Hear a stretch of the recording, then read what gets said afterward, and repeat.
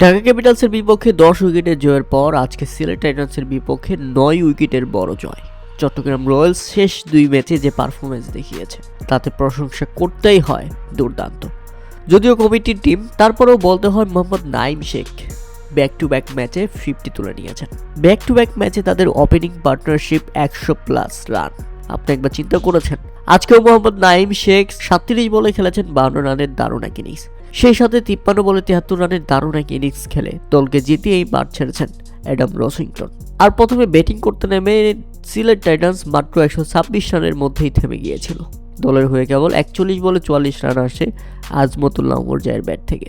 বাকিরা সবাই ছিল ব্যর্থ, কেউই সুবিধা করতে পারেনি। চট্টগ্রামের হয়ে দারুণ বোলিং করেছে তাদের বোলাররা, তাই তো ব্যাক টু ব্যাক ম্যাচে ব্যাটসম্যানরাও দেখিয়ে দিল নিজেদের পারফরমেন্স। 9 উইকেটের জয়ে পয়েন্ট টেবিলের সবার উপরে এখন চট্টগ্রাম রয়্যালস। সিলেটের অধিনায়ক হিসেবে মেহেদী মিরাজ যা শুরু করেছে তাতে তার দল হারবে এমনটাই স্বাভাবিক। আর একজন অধিনায়কের পারফরমেন্সের যে অবস্থা তাতে দলের উন্নতি আশা না করাটাই স্বাভাবিক।